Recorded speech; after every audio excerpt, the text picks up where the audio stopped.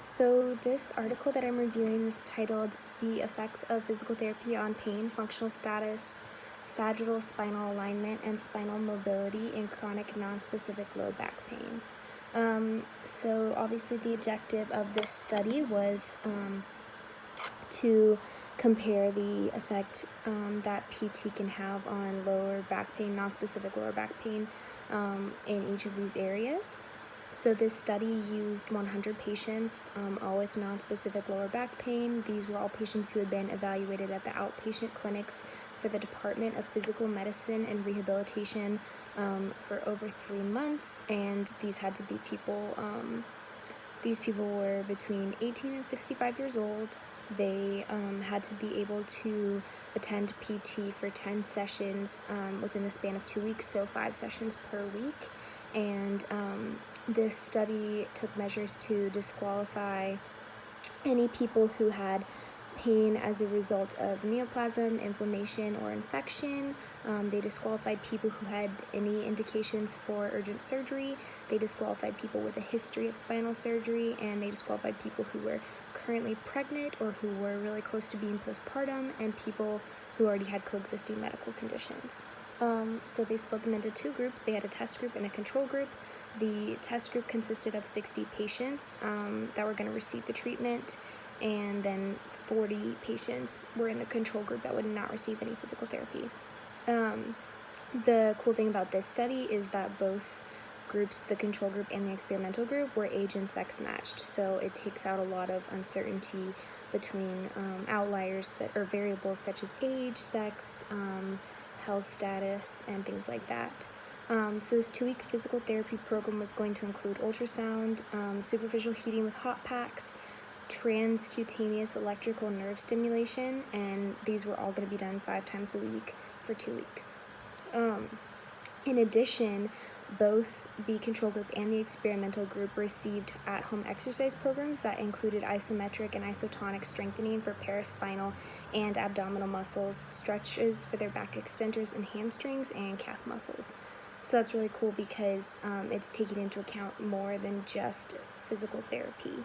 And so both the experimental group and the control group had these so that they could see if these alone helped improve things in the control group without the physical therapy alongside of it. So the physical therapy was performed by 2 physiotherapists who both had greater than 5 years of experience. For this, hot packs were applied to the lower back region. These were applied for 20 minutes. The ultrasound was applied for 6 minutes and consisted of slow circular movements. The TENS was applied for 20 minutes, and the frequency was at 110 hertz and the amplitude of 15 for 100 milliseconds. The pain intensity was logged on a visual analog scale, and they also used the Oswordy Disability Index for the degree of disability and quality of life for these patients. In addition, they used lumbosacral, lumbar lordosis, and thoracic kyphosis angles, and these were measured using a digital inclinometer.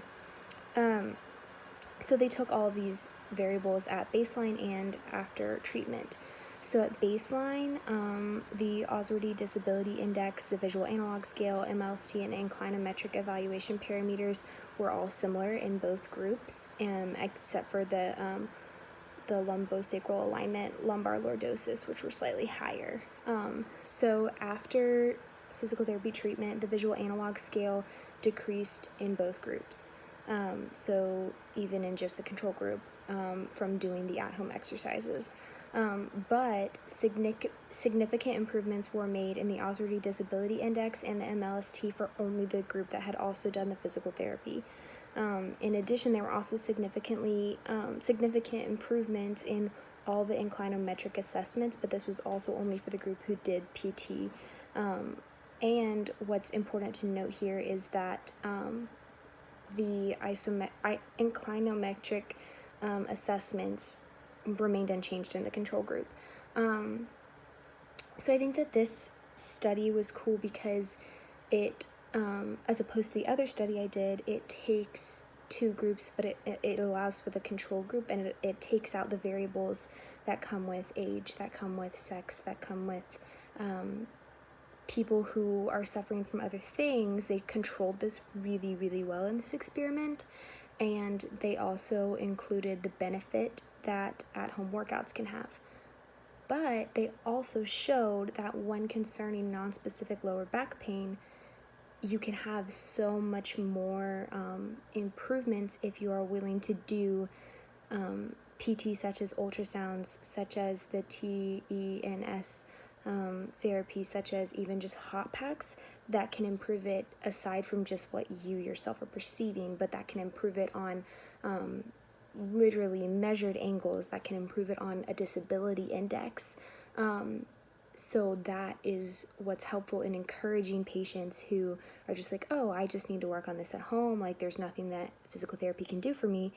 This is proof that physical therapy can improve more than just what we feel inside of our minds or our bodies. I wanted to do another study on lower back pain because I think that as somebody aspiring to go into physical therapy, if you just go into any PT clinic, one of the leading things that they're going to be faced with is patients who have non-specific lower back pain. It is a massive problem, and so I think it's really important, even now as a student, to begin researching this and how to combat it, what techniques are successful, what techniques aren't, what things don't have much of an improvement. And I think it's really important to research all these studies and to see the differences that different types of therapy can have, that at-home therapy workouts can have.